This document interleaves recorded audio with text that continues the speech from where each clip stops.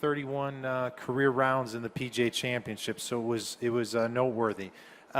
Seemed like you started on the back nine, but your first nine was pretty steady, and then you kind of warmed up likely with the temperatures. Is that how it happened? Yeah, I mean, I actually feel like I got off to a pretty good start. I just didn't really make much in the first few holes, and made it. I mean, I hit close on 14, missed a short one on 15 for another birdie, and made a bogey, and kind of got things back going with. Got a wedge in there on 17 to make birdie, and so it was nice to make the turn. I did have a look on 18 as well, so I had enough looks to know that I could kind of make up for that bogey that we did make on 16. And nice to play just a solid, kind of clean, stress-free front nine. Fantastic. Would you label the golf course as gettable, or what did you see out there? What are the difficult aspects that the rest of the field's experiencing right now in this afternoon? I mean, if you hit fairways and greens, it's not hard, but it is. I mean, it is playing, fairly long, and you kind of have to pick and choose which holes you kind of maybe play aggressive on. Hit driver, take on some either corners or bunkers, and where you lay back. You start driving it in the rough and missing greens, and start scrambling.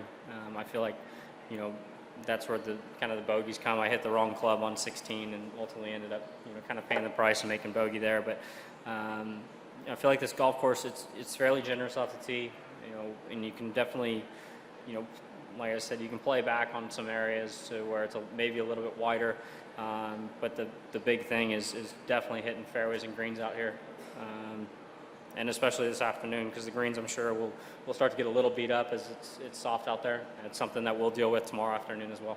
Perfect. All right, let's hit the floor for some questions. We'll start out right here. Number 2, if we may. Rickie, good playing.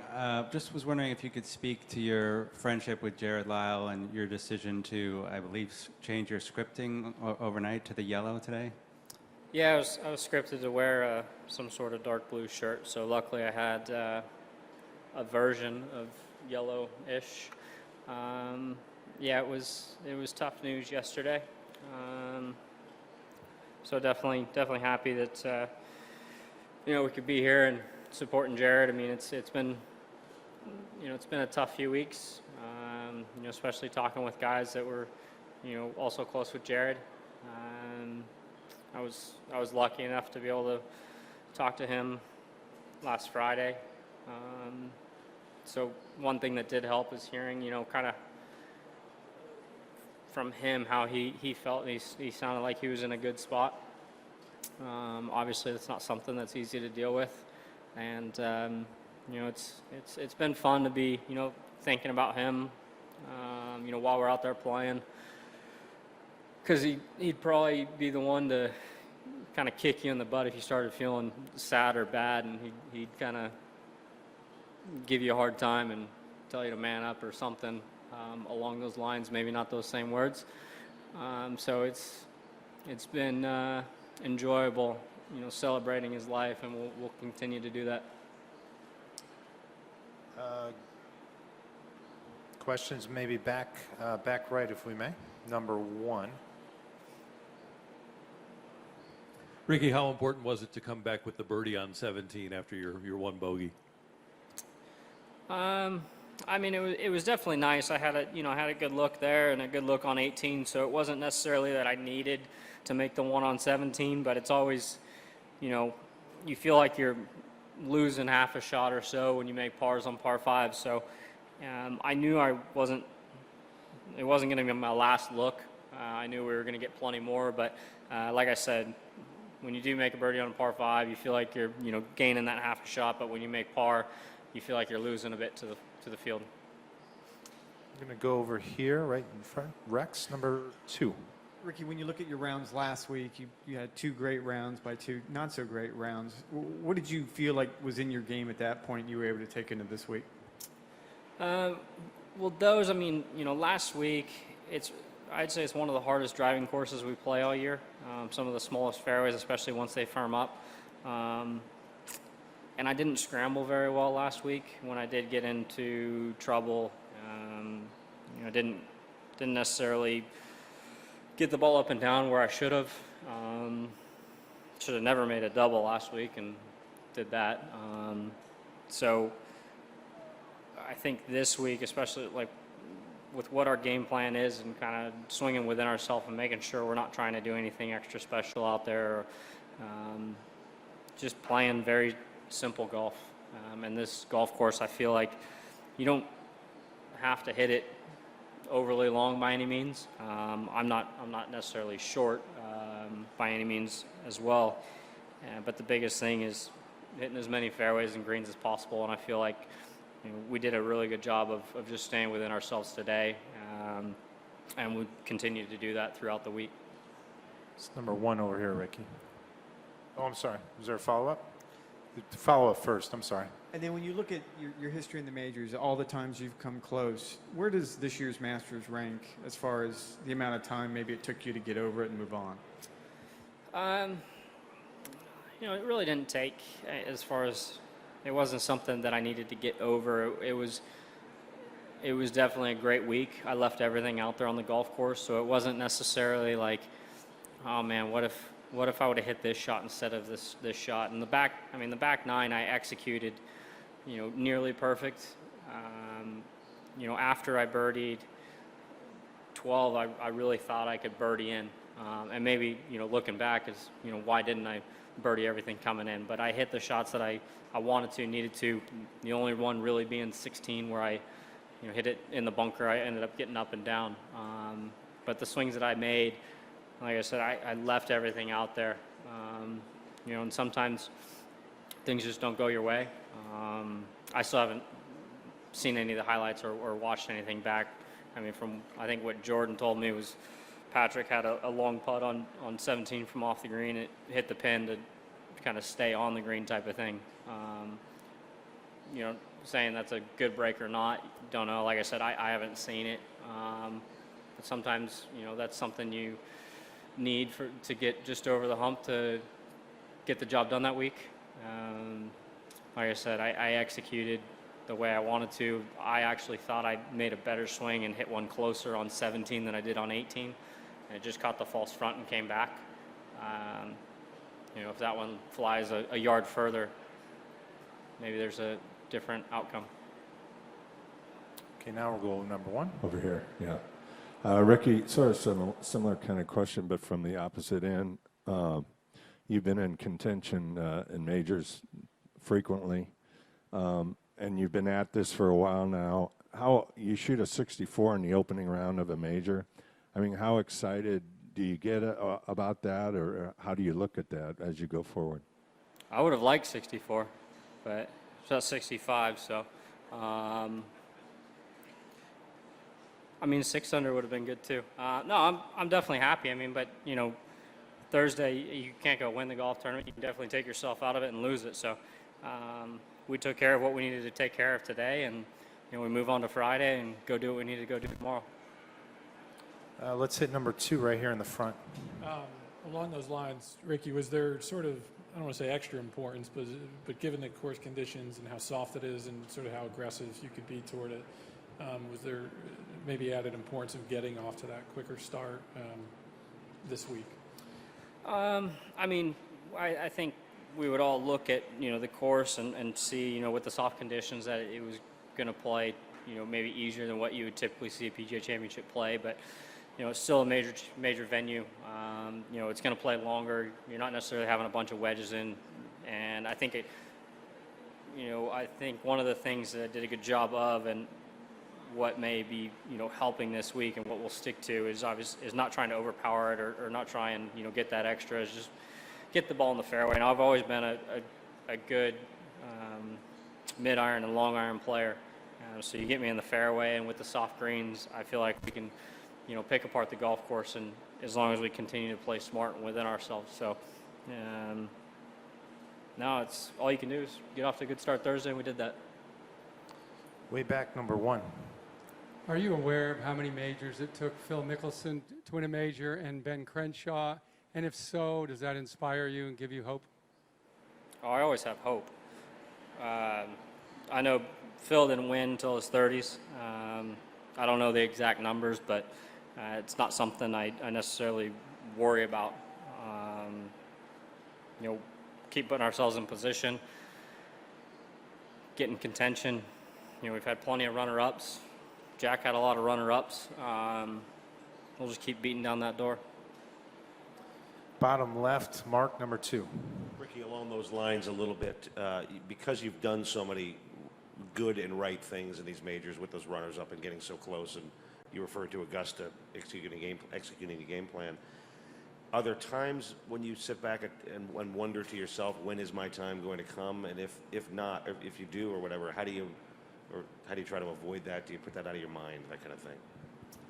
I mean, you can't force the issue, and it's kind of, it relates to somewhat of our game plan and how we're going about this week as far as just trying to play within ourselves and not do anything extra special. I don't have to play special to win. Like I said, wear out fairways, wear out greens, and keep it as stress-free as possible, and keep picking apart this golf course. Something we did well for 2 days last week and something we didn't do well 2 days last week. And yeah, I'm glad this is a new week. I'm looking forward to, the days to come. And like I mentioned a few times, really all we can do is take care of each day. I mean, it sounds cliche, hole by hole, shot by shot, but Thursday we can check the success box and move on to Friday. Straight back, number 1. Hi, Rickie. Jordan Spieth spoke about flying under the radar coming into this tournament. Can you speak to that from your own point of view, and how does that work potentially as a benefit going into such a high-profile tournament potentially? I mean, I don't necessarily think that, or you don't really look at guys maybe top 20, top 30 in the world that really fly under the radar. I still think everyone's aware, and maybe there's more guys getting some more attention. Guys like JT winning last week. Tiger gets plenty of attention, no matter how he's playing, but he deserves that. Guys like Dustin, number 1 in the world. So. Like I said, as players, we're very aware of, the top players in the world, which guys are playing well. And I don't necessarily look at it as flying under the radar, but I would think that there's a lot of guys that would love to be in the position of getting the attention, because that means that you've been playing well and winning tournaments. Number 1 in the front. Rickie, looking at stats coming into this and looking at players that would profile well on this golf course, one of the things I looked at was 3-point avoidance, and that's a good number for you on the year. Given the size of the green, given the less than ideal conditions, you always want to avoid 3-putts, but is that even more important perhaps on this golf course? I think so. I mean, these greens are fairly sectioned off. There's a decent amount of slope. There's some pretty big tiers, and you start getting in the wrong positions, there's going to be some tough 2-putts, especially when you get into the afternoons. I mentioned earlier with the soft conditions, the greens, not that they're in bad shape, they're just, on the softer side. So they're going to get beat up and chewed up with the amount of traffic we'll get today and tomorrow. So I would say the 3-putt avoidance will be even more important when you look at the afternoon rounds. We have time for 2 or 3 more. Number 2 on the left. Rickie, can you discuss the galleries for you here today? It seemed like it was like a home game for you, the way they were responding. I know part of it's because you're a great player and are playing well, but also maybe your love of Cardinal baseball. Can you express a couple of thoughts on both those? Yeah, I mean, this is the first time we've really played near St. Louis. I feel like a great following with people having somewhat of some ties to Oklahoma State somehow. I feel like there's a kind of Midwest connection, and definitely being a Cardinals fan and supporter. It's great to be here and feel the love. So St. Louis has been great. We're going to try and keep the fans heated up and on our side. But it's definitely been a fun ride so far. Number 1 on the far right, please. Rickie, what was your best shot today, and which shot would you like to have back?